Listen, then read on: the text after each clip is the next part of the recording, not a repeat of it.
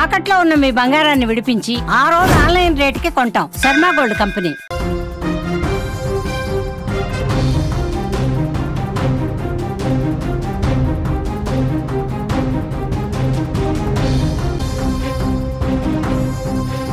Breaking news చూస్తున్నాం. గండికోట వైష్ణవి హత్య కేసులో నిందితులెవరు? తుది దశకు కేసు విచారణ చేరుకుంటోంది. వరుసగా వైష్ణవి సోదరులను పోలీసులు ప్రశ్నిస్తున్నారు. అన్ని కోణాల్లో కూడా కేసునైతే దర్యాప్తు చేస్తున్నారు. కుటుంబంలో ఏమైనా ఆస్తి తగాదాలు ఉన్నాయా అని కూడా ఆ వైపు నుంచి కూడా ఫోకస్ చేశారు పోలీసులు. సుమన్ టీవీతో ఎస్పీ సంచలన వ్యాఖ్యలే చెప్పారు. లివర్ పగిలి చనిపోయినట్టుగా వైష్ణవి వెల్లడిస్తున్నారు. కాలితో తన్నడం లేదా చేతితో బలంగా గుద్దడంతోనే వైష్ణవి మరణించింది. 100% వైష్ణవిపై అత్యాచారం జరగలేదు. గండికోటకు మరో నడక మార్గం ఉందని కూడా ఎస్పీ చెప్తున్నారు. గండికోటలో వైష్ణవి బంధువులను విచారిస్తున్నామని కూడా ఎస్పీ చెప్తున్నారు. గండికోట వైష్ణవి హత్య కేసులో నిందితులెవరు? వైష్ణవి హత్య వెనుక ఏం జరిగింది? ఏ ప్రశ్నలకు చిక్కుముడి వేయటం లేదు. వారం రోజులుగా కేసును దర్యాప్తు చేస్తున్నారు పోలీసులు. కుటుంబ సభ్యుల చుట్టే కేసు తిరుగుతుంది. ముఖ్యంగా వైష్ణవి అన్నలను పోలీసులు సుదీర్ఘంగా విచారించడంతో వారిపై అనుమానం వ్యక్తమవుతోంది. ఇప్పుడు వైష్ణవి సొంత అన్నతో పాటు కజిన్స్ ఈ కేసులో కీలకంగా ఉన్నారనే వార్తలైతే వస్తున్నాయి. ఇటు మరోవైపు కొత్త అంశంపై తెరపైకొస్తుంది. వైష్ణవి కుటుంబంలో ఆస్తి వివాదాలు కూడా ఉన్నాయన్న చర్చ అయితే జరుగుతోంది ప్రస్తుతం. ఈ మధ్యనే వైష్ణవి పేరు మీద కొన్ని రిజిస్ట్రేషన్ అయినట్టుగా కూడా సమాచారం అయితే అందుతోంది. ఈ కోణంలో ఏమైనా హత్యకు అవకాశం ఉందా అనే కోణంలో కూడా పోలీసులు విచారణ జరుపుతున్నారు.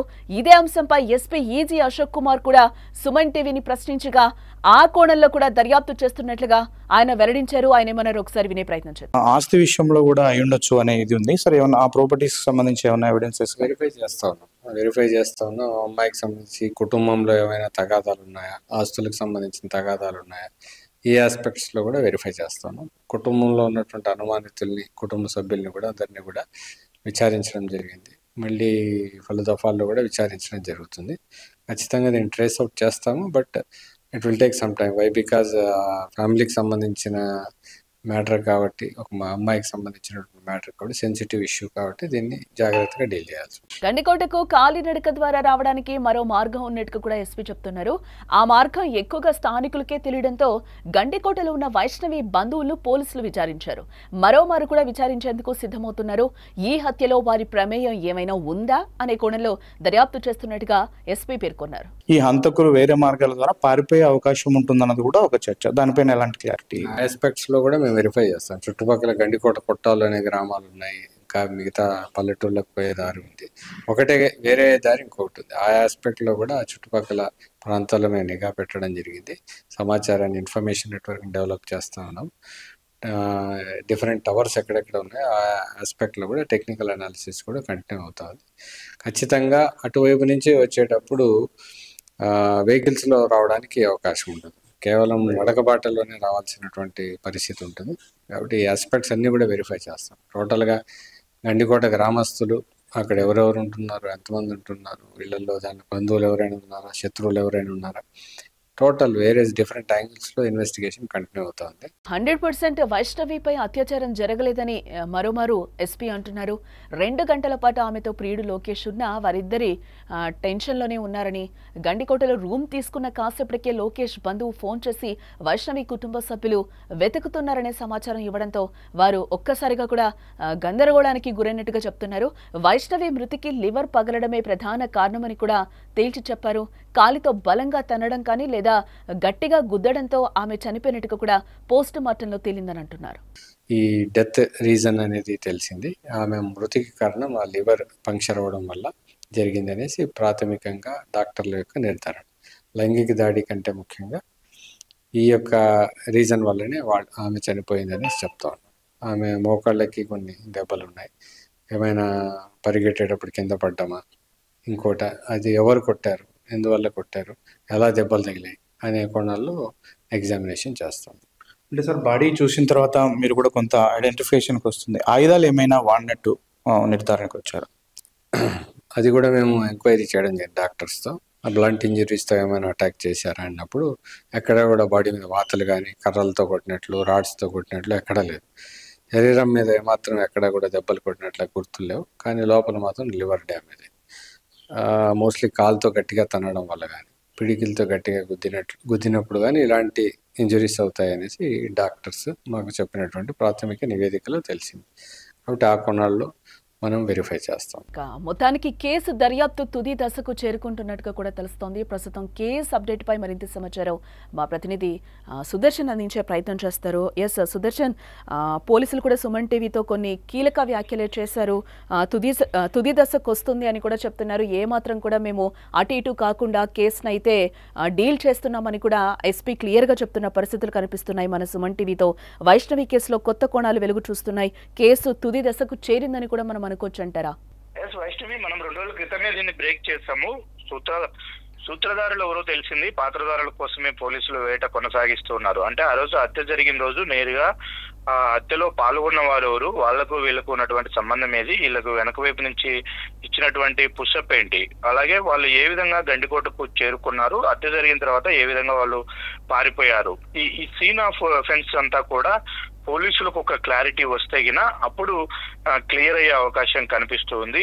ఎందుకంటే ఇప్పుడు లోకేష్ కు క్లీన్ చిట్ ఇచ్చారు, అలాగే థర్డ్ పర్సన్స్ యొక్క పాత్ర ఉండడానికి లేదు అంటూ కూడా నిన్న ఎస్పీ డైరెక్ట్ గానే చెప్పాడు. ఎందుకంటే ఏదో ఆకతాయిలో గంజాయి బ్యాచ్ అయితే అత్యాచారానికి పాల్పడే అవకాశం ఉంటుంది, అలాగనే ఏమన్నా దొంగతనానికి పాల్పడిన వాళ్ళ అంటే ఆ థెఫ్ట్ యాంగిల్ కూడా ఏమీ లేదు. కాబట్టి ఇది పరువు హత్యే కారణమై ఉండొచ్చు, కుటుంబ సభ్యులే ఇందులో పాత్ర ఉండొచ్చు అంటున్నారు. అయితే ఎవరు చేశారు ఏంటి అన్నది, ఇప్పుడు కుటుంబ సభ్యులు అందరూ కూడా ఆయా ప్లేసుల్లో ఉన్నారు, వాళ్ళకి సంబంధించినటువంటి లొకేషన్స్ ఉన్నాయి, సీసీ ఫుటేజ్లు కొంతవరకు ఉన్నాయి. కాకపోతే ఎవరు పాల్గొన్నారు, అంత దారుణంగా వైష్ణవిని చంపింది ఎవరు అనే దానిపైనే జరుగుతుంది. అయితే నిన్న కీలకమైనటువంటి 2 ఫోన్ కాల్స్ లిస్ట్ బయటకు వచ్చింది. అది సుమన్ టీవీ ఎక్స్క్లూజివ్ గా అందిస్తూ ఉంది.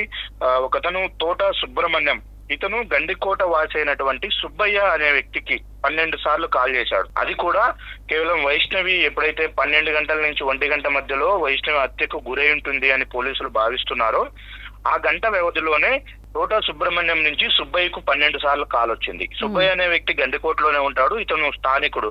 తోట సుబ్రహ్మణ్యం ఎవరంటే వైష్ణవి తండ్రి తరపున 4 అన్నదమ్ములు, వాళ్ళల్లో 2వ అన్న ఎర్రగుంట్లలో ఉంటాడు, ఆయనకు ఎలాంటి సంబంధం లేదు. 3వ అన్న కుమార్తె భర్త, అంటే ఇతను బావ వరుస అవుతాడు వైష్ణవికి, వాళ్ళ పెదనాన్నకు అల్లుడైతాడు. ఇతను హైదరాబాద్ లో సాఫ్ట్వేర్ ఎంప్లాయ్ గా పనిచేస్తూ ఉన్నాడు. ఇతని దువ్వూరు మండలం అని చెప్తూ ఉన్నారు. ఇతను ఆ టైంలో సుబ్బయ్యకు కాల్ చేయాల్సినటువంటి అవసరం ఏంది. మనం ఇంకొక క్లూ కూడా 2 రోజుల క్రితమే సేకరించాము. ఏంటంటే లోకేష్ వైష్ణవిని కోటగుమ్మం దగ్గర వదిలేసి వచ్చేటప్పుడు ఎదురుగా ఒక బైక్ వచ్చింది సీసీ ఫుటేజ్ లో. ఆ బైక్ లో వాళ్ళు ఆరా తీసింది ఏంటి, ఎవరు అతను అని మనం గ్రామంలో విచారించుకున్నప్పుడు అతని పేరు సుబ్బయ్య, అతను స్థానికుడు. వైష్ణవిని అక్కడ దింపి వెళ్లే ప్రయత్నంలో లోకేష్ ఇక్కడ నుంచి బస్సు ఎన్ని గంటలకు ఉంటుంది అని అతన్ని అడిగాడు. 6 గంటలకు బస్సు ఉంటుంది అన్నారు. అప్పుడు లోకేష్ కొంత ధైర్యంగా 6 గంటలకు ఆ బస్సు ఎక్కి నువ్వు వచ్చేయని వైష్ణవికి చెప్పి తను రిటర్న్ అయ్యాడు. కాబట్టి ఇవన్నీ కూడా కొంత సింక్ అవుతున్నాయి. ఎందుకు అతను ఆ టైంలోనే 12 సార్లు కాల్ చేయాల్సి వచ్చింది. ఓకే, బహుశా వాళ్ళు బంధువులు ఫ్రెండ్స్ అయితే ఒకసారి కాల్ చేస్తారు, మాట్లాడుకునేస్తారు. ఆ కాల్ లో కూడా కొంత దుప్పటి రెడీ చేశాను అన్న ఒక 2 వర్డ్స్ అయితే వినిపించినట్టుగా తెలుస్తూ ఉంది. కాబట్టి వీటన్నిటి కూడా చూడాలి. వైష్ణవి మృతదేహం పక్కన ఒక దుప్పటి లభించింది.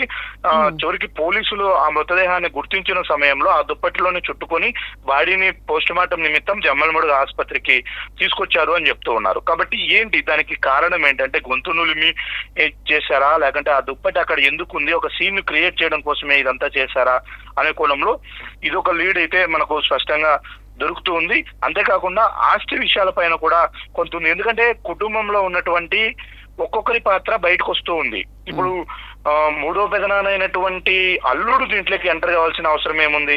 అలాగే ఇప్పుడు ఆల్రెడీ వాళ్ళ కజిన్ బ్రదర్స్ ఇద్దరు కూడా ఇందులో వాళ్ళకు మీద కూడా అనుమానాలు వస్తూ ఉన్నాయి. అలాగే వైష్ణవి తల్లి మీద కూడా కొన్ని అనుమానాలు వస్తున్నాయి. అంటే ఇదంతా కుటుంబం మొత్తానికే తెలిసి జరిగిందా ఏంటి అంటే దీంట్లో ఏమన్నా ఆస్తి విషయాలు తగాదాలు ఉన్నాయన్న కోణంలో కూడా మేము ఎంక్వైరీ చేస్తున్నామని ఇప్పటికే ఎస్పీ సుమన్ టీవీకి చెప్పడం జరిగింది. కొద్ది రోజుల క్రితమే అంటే వైష్ణవి అమ్మమ్మ, ఆమెకు వైష్ణవి అమ్మ ఒకటే, వైష్ణవి అమ్మకు వైష్ణవి ఒకటే. ఆడపిల్లలు. కాబట్టి తనకున్నటువంటి ఆస్తి అంతా కూతురు తరపున కూతురు అంటే మనమరాలికి ఏకైక మనమరాలు కాబట్టి ఆమెకు చెందాలి, ఆమెకు ఇస్తే బాగుంటుందన్న ఉద్దేశంతోనే వైష్ణవి అమ్మమ్మ కొన్ని ఆస్తులను వైష్ణవి పేరుతో ఈ మధ్య రిజిస్టర్ చేసినట్టుగా తెలుస్తుంది. అందులో ప్రొద్దుటూరులో ఉన్నటువంటి ఇప్పుడు వాళ్ళు నివాసం ఉంటున్నటువంటి ఇల్లు కూడా వైష్ణవి వాళ్ళ అమ్మమ్మదే, వైష్ణవి పేరుతో ఉంది. అలాగే పులివెందుల్లో కూడా కొంత ల్యాండ్స్ వైష్ణవి పేరుతో రిజిస్టర్ అయ్యాయి అంటున్నారు. వాటి మీద కూడా మనం ఆరా తీసే ప్రయత్నం చేస్తూ ఉన్నాము. అన్ని ప్రాపర్టీస్ అన్ని కూడా వైష్ణవి పేరుతో ఎక్కువ మొత్తంలో ఉన్నాయి. సరే ఉంటే ఏమైంది, తమ కూతురే కదా పెళ్లి చేసినప్పుడు ఇంకొకప్పుడు ఉపయోగపడతాయి అనడానికి ఇక్కడ ఇంకొక లాజిక్ కూడా ఉంది. వైష్ణవి ఇప్పుడే 17 ఏళ్ళు ఉన్నాయి, ఇంకొక 1 year అయితే ఆ అమ్మాయి మేజర్ అవుతుంది. ఇదే ప్రేమ వ్యవహారం నడుస్తూ మేజర్ అయిన తర్వాత లోకేష్ తోగిన వెళ్ళిపోతే ఆ అమ్మాయి తన ఇష్టానుసారం ప్రేమించి పెళ్లి చేసుకుంటే మాత్రం మేజర్ అవుతుంది. కాబట్టి అప్పుడు ఎవరు కూడా ఆ అమ్మాయిని తప్పుపట్టడానికి ఉండదు, లీగల్ గా కూడా ప్రాబ్లం ఉండదు వాళ్ళకు. ఆ సమయంలో తన పేరుతో ఉన్నటువంటి ఆస్తులన్నీ కూడా తను గెయిన్ చేసుకోగలిగితే మన పాప మన మాట వినకుండా వెళ్ళి ఒకరిని ప్రేమించి పెళ్లి చేసుకోవడమే కాకుండా ఆ అమ్మాయికి హ్యాపీగా బతకడానికి ఆస్తులన్నీ మనమే సమకూర్చినట్టు అవుతుంది అన్న కోణంలో కూడా ఒకవేళ కుటుంబ సభ్యులు ఆలోచించి ఉండవచ్చేమో. కాబట్టి ఆ ఆస్తి అంతా కూడా అటు వెళ్తుందన్న కోణంలో కూడా కొంత అంటే సుదర్శన్ ఇక్కడ మనం కూడా ఇంకొకటి ఆలోచించాలి. ఎందుకనంటే వాళ్ళ పేరెంట్స్ తో మీరు ఇంటర్వ్యూ మన సుమన్ టీవీకి వాళ్ళు ఇచ్చిన ఇంటర్వ్యూలో కూడా వాళ్ళ మదర్ కూడా ధీమాగా మాట్లాడిన పరిస్థితి అయితే మనకి కనిపించింది. మా పిల్లని మేమే చంపుకుంటామా అని కూడా తనకింత మా పిల్లలే ఎందుకు చంపుతారు కొడుకులే అని కూడా ఆమె క్లియర్ గా మాట్లాడిన పరిస్థితులు అయితే కనిపిస్తున్నాయి. అందులో ఆమె ఫస్ట్ నుంచి చెప్తున్నది కూడా అత్యాచారం చేసే నా కూతుర్ని చంపారు అని కూడా చెప్తున్న పరిస్థితి కనిపిస్తుంది. ఈ రోజు యాంగిల్ మొత్తం పోలీసులు కూడా ఒక అంచనాకు వచ్చిన పరిస్థితి కనిపిస్తుంది. వాళ్ళు కూడా మనతో మాట్లాడినప్పుడు ప్రాపర్టీస్ కి సంబంధించి కూడా మేము ఎంక్వైరీ చేస్తున్నాం, ఆ యాంగిల్ లో కూడా విచారిస్తున్నాం అని కూడా చెప్తున్నారు. లోకేష్ కాదు, సుపారీ కాదు, గంజాయి బ్యాచ్ కాదు అనేది కూడా వాళ్ళు క్లియర్ గా ఎవిడెన్స్ చూపిస్తున్న పరిస్థితి అయితే కనిపిస్తుంది. ఈ కథ అంతా మళ్ళీ అన్నల చుట్టూనే తిరుగుతుందని అనుకోవచ్చు అంటారా? అన్నల చుట్టూనే తిరుగుతుంది. వాళ్ళు 2 రోజులుగా ఇంట్రాగేషన్ ఎదుర్కొంటూ ఉన్నారు. ఇప్పుడు ముగ్గురు కూడా పోలీసుల అన్ని కోణాల్లో కూడా ఇంట్రాగేషన్ చేస్తూ ఉన్నారు. వాళ్ళకు దొరికినటువంటి క్లూస్ అన్నిటినీ వీళ్ళ ద్వారా క్రాస్ చెక్ చేసుకుంటూ ఉన్నారు. ఇంకొకటి వైష్ణవి మదర్ మొదటి నుంచి కూడా అత్యాచారం జరిగింది అని చెప్పడానికి అక్కడ ఒక సీన్ క్రియేట్ అయింది. అమ్మాయికి కొన్ని చోట్ల గాయాలు ఉన్నాయి, అలాగే మోకాళ్ళ పైన కూడా అంటే బరుకుపోయినట్లు కూడా ఉన్నాయి. అవి అమ్మాయి వీళ్ళు చంపే ప్రయత్నంలో తరమడం వల్ల పారిపోవాలన్న ఉద్దేశంతో పడిపోయి ఉండొచ్చు అని కూడా ఎస్పీ చెప్తూ ఉన్నారు. అలాగే బట్టలు తీసేసి ఉన్నాయి. అమ్మాయి ఒక ఘోరమైన స్థితిలో మా అమ్మాయిని చూసి మా వాళ్ళే తట్టుకోలేకపోయారు అంటున్నారు. సీన్ లేకి మదర్ వెళ్ళలేదు, ఆమె డైరెక్ట్ ఇక్కడికే వెళ్ళింది. జమ్మలమడుగు ఆసుపత్రికి తరలించిన తర్వాత మృతదేహము అక్కడికి వెళ్ళింది. కాబట్టి అంటే ఇదొక అత్యాచారం చేసి హత్య చేసి ఉంటారు అనే యాంగిల్లోనే అక్కడ సీన్ అంతా కూడా క్రియేట్ అయింది. దాన్నే వీళ్ళు బాడీని కూడా చూడక ముందే ఆమె తల్లి ఈ విధంగా కామెంట్ చేశారు. అంటే అప్పటికి ఏం జరిగింది కూడా పోలీసులకే క్లారిటీ లేదు, పోస్ట్ మార్టం జరగలేదు, అప్పటికి అసలు అత్యాచారం జరిగిందా లేదా అని ఆమె అంత స్పష్టంగా చెప్పడం వెనక కూడా అంటే ఈ స్కెచ్ ముందే వీళ్ళకి తెలుసా, ఈ విధంగా చేసి ఉంటారు అనేది తెలుసా అన్నది కూడా అనుమానం వ్యక్తం చేస్తూ ఉన్నారు. ఏదేమైనప్పటికీ ఎవరైతే చనిపోయారో వాళ్ళ తరపు బంధువులే కాబట్టి ఇంట్రాగేషన్ ఎదుర్కొంటుంది. మేము ఆచితూచి వ్యవహరించాల్సి ఉంటది. వాళ్ళ వైపు నుంచి ఎటువైపు మేము కొంత స్పీడ్ గా యాక్టివిటీ చేయడానికి ఉండదు. ఖచ్చితంగా మా దగ్గర పక్కా ఎవిడెన్స్ ఉన్నప్పుడే వాళ్ళను విచారిస్తాము. వాళ్ళ పాత్రను తేలిన తర్వాతే వాళ్ళపైన మేము చర్యలు తీసుకోగలుగుతాము అని చెప్పి పోలీసులు చెప్తున్నారు. అందుకే ఆలస్యం కూడా ఎక్కువ అవుతూ ఉంది. థర్డ్ పర్సన్స్ ఇంకొకరు ఎవరన్నా అయితే వాళ్ళని గుర్తించిన తర్వాత వెంటనే వాళ్ళ నుంచి నిజం కక్కించడం పోలీసులకు పెద్ద విషయం కాదు. కాకపోతే ఇక్కడ కుటుంబ సభ్యులే కాబట్టి వాళ్ళను ఎంక్వైరీ చేయడంలో కొంత ఎమోషన్స్ ఉంటాయి. వాటన్నిటిని కూడా క్యారీ చేస్తూ జాగ్రత్తగా ఎంక్వైరీ చేయాలి కాబట్టి ఆలస్యం అవుతుంది. ఆస్తి విషయానికి సంబంధించి కూడా పోలీసులు ఒకవైపు ఎంక్వైరీ చేస్తున్నారు. అమ్మాయి పేరుతో ఏమేమి ఉన్నాయి, ఎప్పుడు రిజిస్టర్ అయ్యాయి, ఏంటి అనేది కోణంలో కూడా ఆలోచిస్తున్నారు. ఇక ఇంకొక మెయిన్ ఇంపార్టెంట్ విషయం ఏంటంటే బ్రహ్మయ్య తన సొంత అన్న బ్రహ్మయ్య పాత్ర ఉందంటూ నిన్న పెద్ద ఎత్తున ప్రచారం జరిగింది. చాలా మాధ్యమాల్లో కూడా వాటిని ప్రచారం చేశారు. అయితే బ్రహ్మయ్య చెన్నై వెళ్ళాడు అన్న మాటను వాస్తవమే, అతను చెన్నై వెళ్ళినట్టు ఎవిడెన్స్ ఉంది, మాకు దొరికిందని కూడా ఎస్పీ చెప్పాడు. కాబట్టి అతను సీన్ జరిగిన రోజు లేడు, అంటే ఆదివారం రాత్రి వెళ్ళాడు, సోమవారం మధ్యాహ్నం సంఘటన జరిగింది. అతను మళ్ళీ సంఘటన జరిగిన తర్వాత సాయంత్రానికి వచ్చేశాడు. కాబట్టి అతను ఎక్కడా కూడా లేడు. కాబట్టి అతను కాల్ డేటా లో ఎవరితో అయినా ఫోన్ లో మాట్లాడా ఏంటి అనే విషయాలను బట్టి అతన్ని ఇన్వాల్వ్ చేయాల్సి ఉంటుంది తప్ప అతని పాత్ర ఉండకపోవచ్చు. ఇప్పుడు ఇది ఫాలోఅప్ చేసిన వాళ్ళలో ముఖ్యంగా గండికోటకు సంబంధించిన వాళ్ళే దీంట్లో పార్టిసిపేట్ చేసి ఉంటారన్న ఒక అనుమానం కూడా ఉంది. ఇంకొక ఇంపార్టెంట్ క్లూ, ఎక్స్క్లూజివ్ క్లూ, అది కూడా మనకు లక్ష్మయ్య అనే పేరు వినిపిస్తుంది. ఎవరి లక్ష్మయ్య అని ఆరా తీసే ప్రయత్నంలో అతను కూడా స్థానికుడే, అతను కొండయ్యకు మంచి మిత్రుడు, దూరపు బంధువు కూడా అవుతాడు. కాబట్టి లక్ష్మయ్య పాత్ర ఉన్నట్టు కూడా పోలీసులు గుర్తించారు. ఇతనే డైరెక్ట్ సీన్ లో పార్టిసిపేట్ చేశాడని కూడా అనుమానిస్తున్నారు. ఇతను కూడా పోలీసులు ఇతని కూడా విచారణ చేస్తూ ఉన్నారు. అంటే ఇప్పుడు గండికోటలో ఆ గ్రామంలో ఉండేటువంటి వాళ్ళే దీనికి గిన సహాయ సహకారాలు అందించి ఉంటే మాత్రం వాళ్ళు బయటికి రావడం జరగదు, లోపలికి పోవడం జరగదు. కాబట్టి వాళ్ళు ఎక్కడ సీసీ ఫుటేజ్ లో వాళ్ళ ఎవిడెన్స్ ఏమీ ఉండదు. అలాగే టెలిఫోన్ సిగ్నల్స్ ను అనాలిసిస్ చేసేటప్పుడు కూడా ఎస్ మా ఊర్లో మేమున్నాము, మా ఇంట్లో మేమున్నాము కాబట్టి మా సిగ్నల్ చూపించుండొచ్చు అని కూడా వాళ్ళు సమర్థించుకునే అవకాశం ఉంటది క్లియర్ గా. కాబట్టి ఈ రెండు ఎవిడెన్సెస్ లేకుండా వాళ్ళను విచారించడం కొంత పోలీసులకు కష్టం అవుతుంది. వాళ్ళుగా సహకరిస్తే తప్ప కాదు. కాబట్టి ఇప్పుడు గండికోట వాసి అయినటువంటి సుబ్బయ్య ఒకరు, లక్ష్మయ్య ఒకరు, వీళ్ళిద్దరు మీద కూడా ఎక్కువగా పోలీసులు అనుమానిస్తున్నారు. వాళ్ళిద్దరు కూడా ఇప్పుడు ఇంట్రాగేషన్ ను ఎదుర్కొంటూ ఉన్నారు. అసలు ఆ తోట సుబ్రహ్మణ్యం అనే వ్యక్తి నుంచి అన్నిసార్లు నీకు ఎందుకు కాల్ వచ్చింది, ఆ కాల్లో ఏం మాట్లాడారు ఏంటి అనేది. అంటే ఇందులో తల్లి, అలాగే పెదనాన్న కొడుకులు, అలాగే అల్లుళ్ళు, వీళ్ళందరి పాత్ర కూడా, అంటే కుటుంబం వాళ్ళ పెద్ద ఫ్యామిలీ వాళ్ళందరిలో కూడా ఎక్కడో ఒక చోట లింక్స్ బయటపడుతూనే ఉన్నాయి. అందరికీ కూడా ఈ విషయం తెలుసు అన్న విధంగానే జరుగుతూ ఉంది. పోలీసుల ఎంక్వైరీలు కూడా అదే ఒక్కొక్కటి బయటకు వస్తున్న నేపథ్యంలో కాబట్టి పూర్తిగా కథ మొత్తము కూడా చుట్టూనే జరుగుతూ ఉంది. ఇందులో ఎవరు స్కెచ్ గీశారు, ఎవరి చేత చేపించారు అంటే సుదర్శన్, ఇక్కడ ఇంకోటి కూడా మనం ఆలోచించాలి. అంటే వైష్ణవి హత్య విషయంలో ఎక్కువగా ఆస్తి తగాదాలే కనిపిస్తున్నాయా ఈ రోజు? ఇప్పుడైతే ప్రధానంగా అవే తెరపైకి వస్తూ ఉన్నాయి. ఎందుకంటే పరువు హత్య అనే విషయంలో ఇంతమంది ఇన్వాల్వ్ అవ్వాల్సినటువంటి అవసరం ఉండదు. ఒకవేళ పరువు హత్య అయితే గిన లొకేషన్ కూడా టార్గెట్ చేసే అవకాశం ఉంటుంది. కాబట్టి పరువు హత్య కంటే కూడా ఆస్తి విషయాలు ఏమైనా ఎక్కువగా మోటివేట్ చేశాయా అన్న కోణంలో కూడా పోలీసులు విచారిస్తున్నారు. ఖచ్చితంగా వైష్ణవి పేరుతో ఆస్తులు గిన ఉంటే పెద్ద మొత్తంలో, అవి కూడా రీసెంట్ టైమ్స్ లో గిన రిజిస్టర్ అయి ఉంటే మాత్రం ఖచ్చితంగా ఆ పాత్రను మనం ఆ యాంగిల్ మనం తీసేయలేము. ఖచ్చితంగా ఆ కోణంలో ఉండవచ్చు. కాకపోతే వైష్ణవిని చంపేయడం ద్వారా ఆస్తులు ఎవరు గెయిన్ చేసుకుంటారా అనేది కూడా మనం ఆలోచించాల్సినటువంటి విషయం. వాళ్ళకి కాకుండా పోతాయి. అంటే వైష్ణవి ఒకవేళ చంపేస్తే వైష్ణవి పేరుతో ఉన్నటువంటి ఆస్తులు ఎవరికి వస్తాయి? తన సొంత అన్నదమ్ములకు వస్తాయి, తన సొంత తల్లిదండ్రులకు వస్తాయి. కాబట్టి వైష్ణవికి ఒక అన్న ఉన్నాడు, ఒక తమ్ముడు ఉన్నాడు. అన్నకు సంబంధించి కూడా కొంత అనుమానాలు వస్తున్నాయి. బ్రహ్మయ్య అతను చెన్నై వెళ్ళాడని చెప్తూ ఉన్నారు. కాబట్టి ఎక్కువ మోటివ్ ఉంటే వాళ్ళ సైడ్ నుంచి ఉండాలి ఆస్తి విషయం అయితే.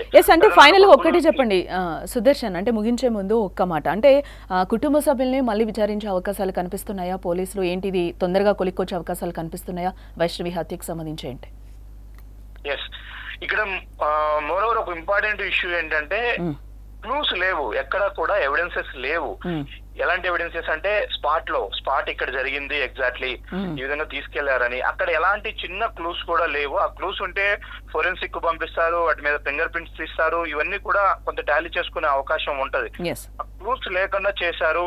అలాగే వీళ్ళు ఎగ్జిట్ అయినటువంటి గండికోట నుంచి ఎవరైతే అంతకులు ఉన్నారో వాళ్ళు పారిపోయినటువంటి దారిని కూడా ఫైండ్ అవుట్ చేయలేకపోతున్నారు. ఎందుకంటే ఇంకొక దారి ఉంది, ఆ దారి మార్గంలో కాలినడకన వెళ్ళి ఉంటే మాత్రం గుర్తించడం కష్టం, దానికి ఎవిడెన్సెస్ క్రియేట్ చేయడం కష్టం. కాబట్టి అందుకు ఆలస్యం అవుతుంది. ఒకటి, ఫ్యామిలీ మెంబర్స్ ను విచారించేటప్పుడు ఆచితూచి విచారించాలి. ఒకవేళ ఫ్యామిలీ మెంబర్స్ పాత్ర లేదు అని సర్టైన్ ఎంక్వైరీ ముందుకు వెళ్ళిన తర్వాత మాత్రం తెలిస్తే అది అందరికీ కూడా పశ్చాత్తాపడాల్సినటువంటి విషయం.